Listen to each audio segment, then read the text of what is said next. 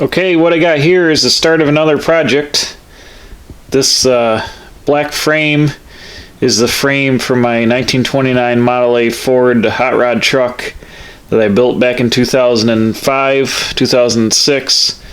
It was a low down, dirty hot rod, as you can see in the pictures.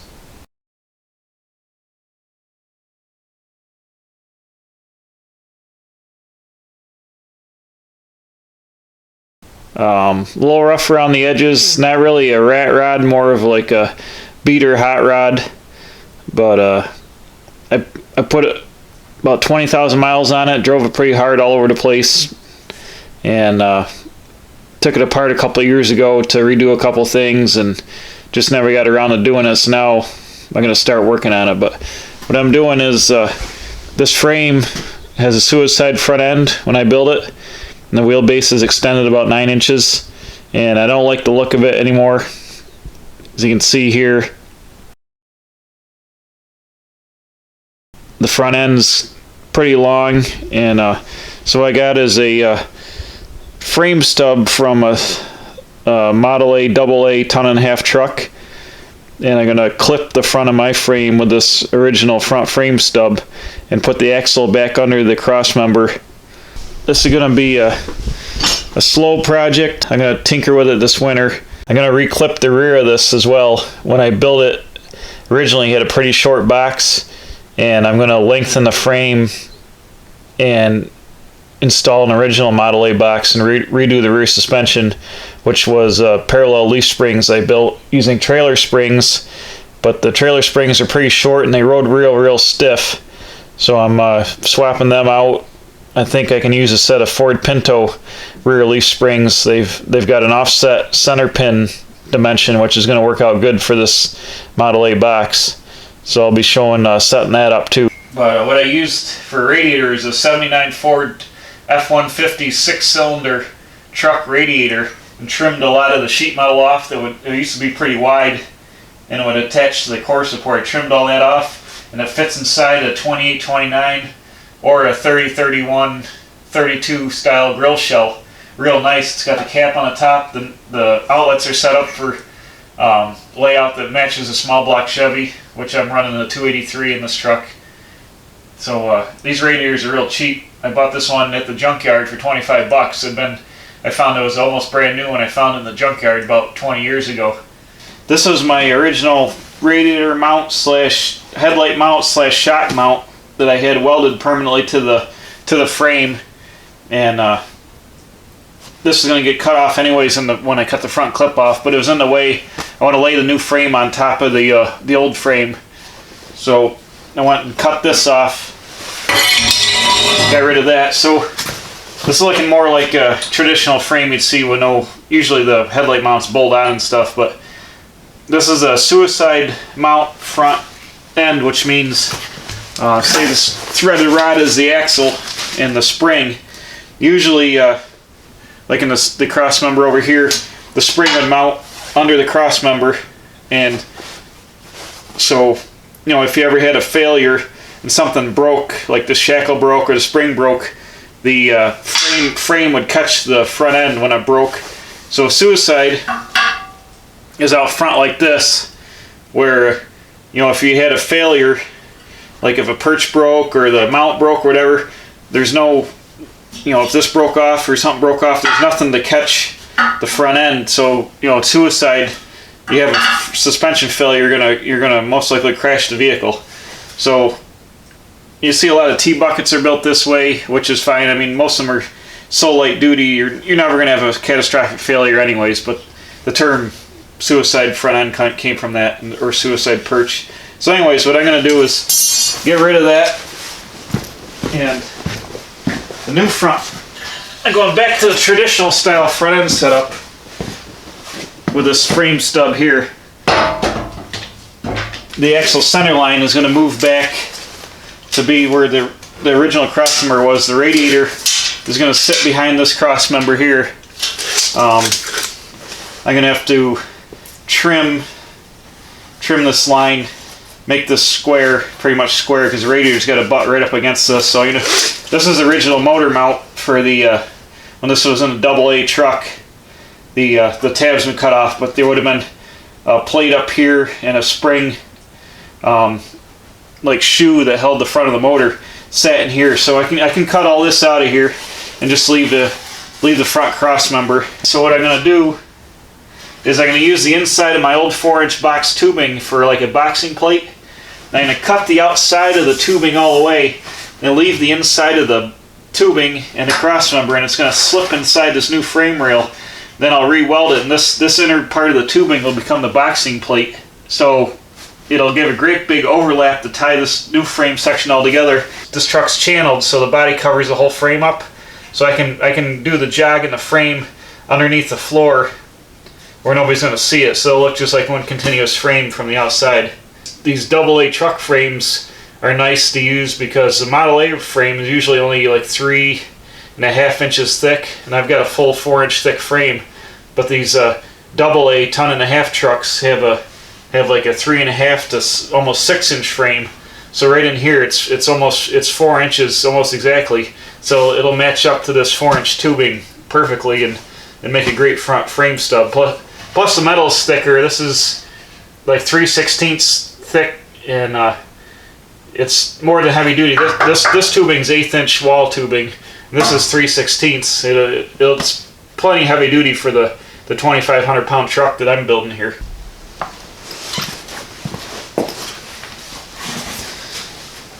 Okay, what I did here is I bolted a piece of angle iron across the front of the motor mount, and then I went and I made this piece that bolts onto the center of the frame, and it's got another bolt that's going to bolt onto the new frame stub where the center cross member is going to be. So this will give me a location point. I can bolt the new cross member to this bolt, and then give me my center line that I want.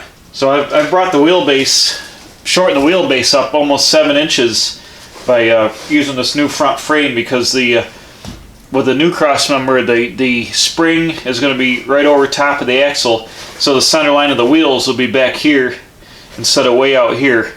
Let me see if I can show you the difference. I got a tire over here.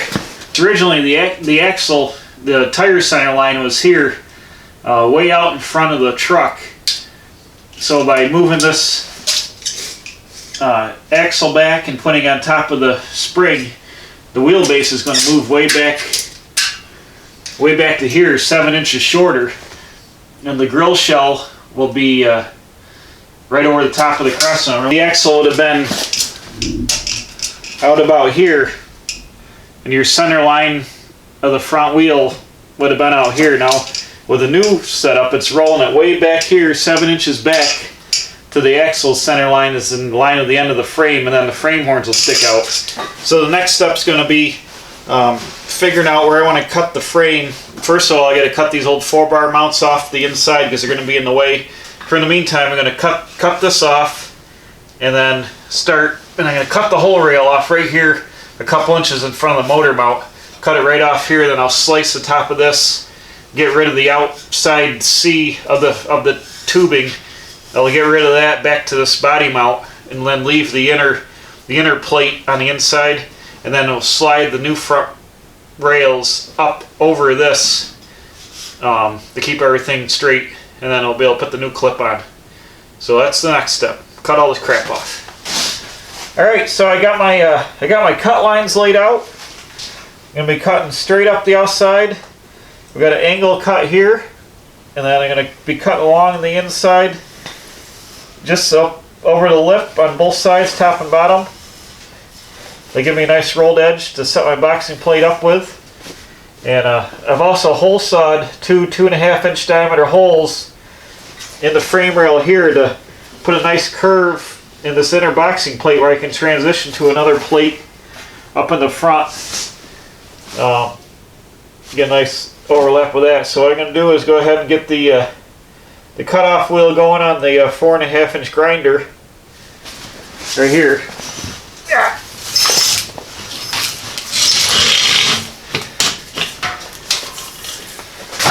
I'm going to be using my DeWalt grinder with a 4.5-inch 45 thousandths cutoff wheel. I'm going to be making this cuts with this.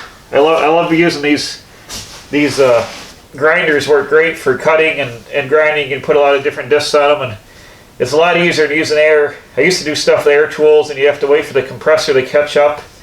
But I got two of these DeWalt grinders. They work awesome. Oh, the humanity of it. Here we go. Here we go.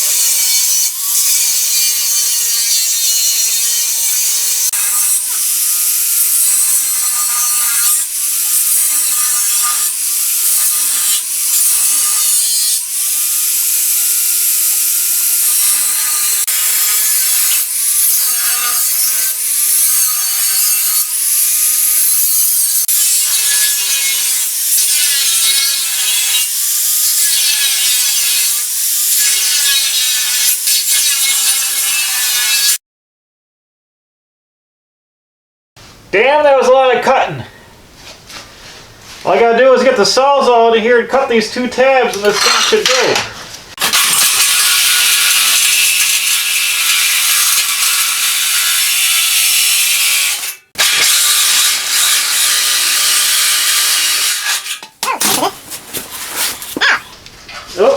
Oh yeah.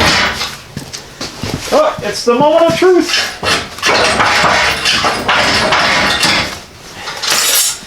Yes, sir. Yes, sir. Oh!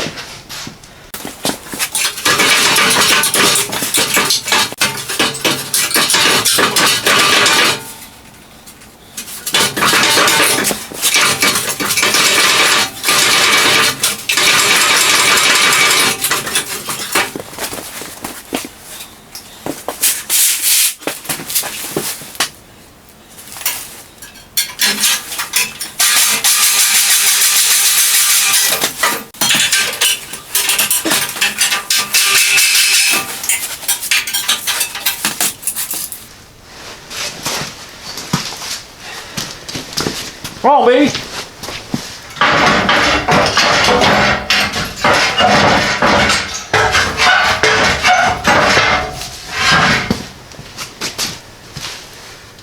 There we go.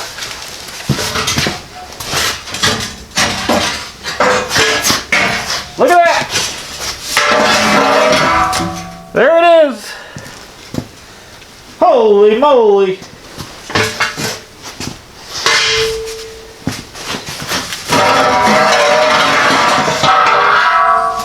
Dang! Look at that!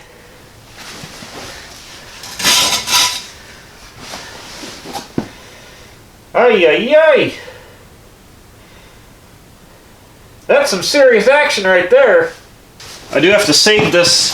It's got the steering box mount plate out of here. I got to cut that off, but man, for being built 10 years ago, this inside of this frame stayed pretty rust-free. That's all bare steel. That's pretty good. Well, I got the new frame stub laid up on its side. I got to drill a bunch of rivets out and take all these factory brackets off. We got the cab mount bracket, the bracket that held the spring steel clip for the brake rod, and then the hood hold down / hood shelf bracket here. All these have to come off, and then I can make my preliminary cuts. So I got all the rivets drilled out, drilled the back of the rivets off. Now I'm going to use a chisel, knock all the heads off, and then I'll be able to separate the brackets. I already got the brackets off this side, so I'll just do the other side here right quick.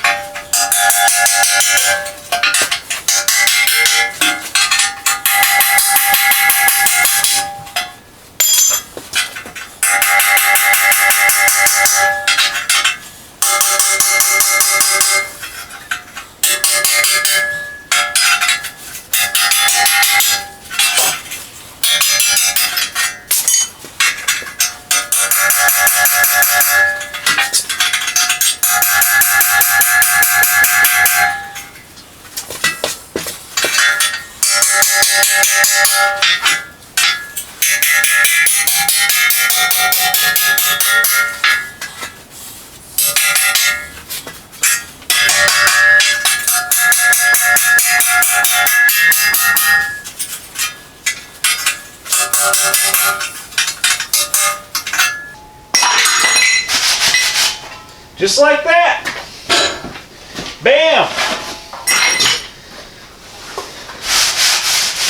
Plates, I'm going to weld up all these holes. I got the steering box holes, both sides, the motor mount holes, and all those holes from the rivets, so weld all those up. I can't remember exactly what year. I think it was mid-1931 they stopped punching holes in the right side frame rail for the overseas right side steering. So this must be, I couldn't find the serial number on the frame. It was too pitted from rust, but this must be a pre-31 frame. The old steering box, the old motor mounts, a couple other bolt holes, so I'm going to weld those up here. What I'm using, I got a bunch of soft plugs for rebuilding engines. I'm going to use these to fill the holes and then weld around them and grind everything smooth.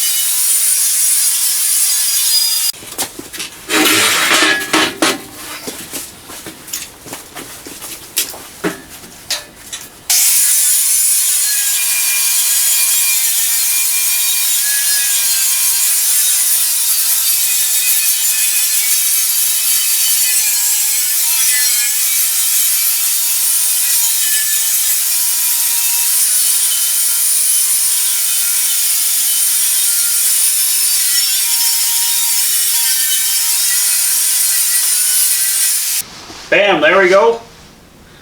All welded up. A little bit of filler and be good to go. Alright, what I've done is trim this front cross member up here and cut all this out of the way, making the front cross member a lot smaller, and I'll be boxing that in later on. So with the holes welded up, the next thing you do is start getting this laid on here. I'm going to pie cut these two lines. I'm going to slice the cross member. I'm going to leave the front intact. Just going to cut across the top and the back and the top and the back. And then I can spread the rails, open up a pie gap on each side and spread the rails to the same dimension as the outside of here. And then I'll go and weld this back up later. Let me get this rough cut here. Get all this extra out of the way. I'm going to leave it 1 inch long. We'll cut that, we'll cut these, and I'll try tweaking the rails and see if they'll slip down over these existing plates.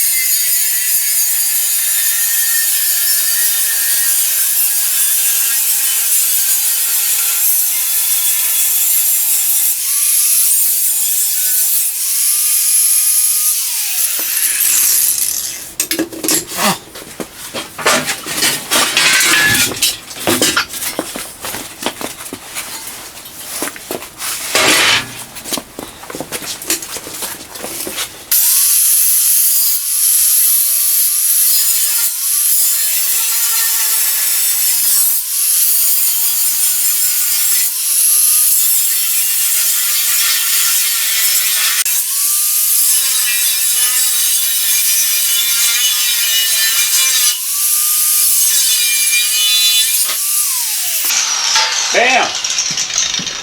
I said bam! Shazam! Look at that. Look at that. Well, golly! Now, this should be, oh yeah, that'll spread. No problem. There you go. Now this thing's all loosey-goosey. Perfect.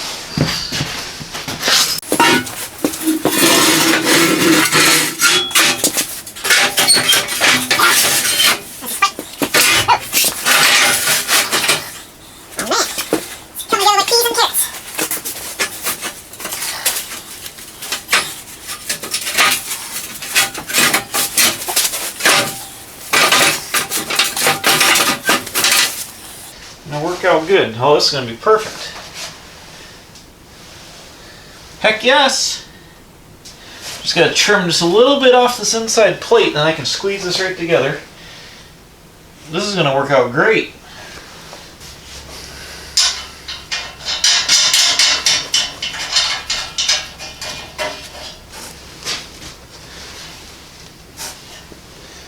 Alright, that gives me my wheelbase. Be able to draw on here, scribe on here, get a dimension, and measure back and trim this. This is what it's going to look like.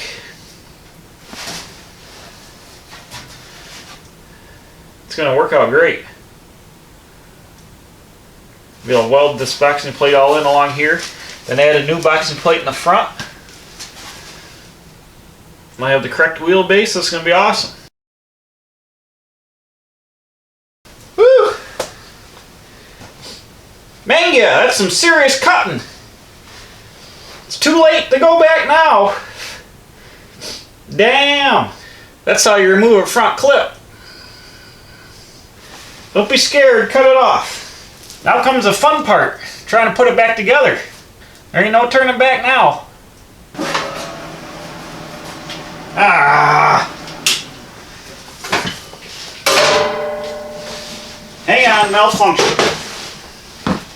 Be able to drop. Ah. Damn, that's sharp. Damn it. Ugh. Wish I hadn't done that. Damn.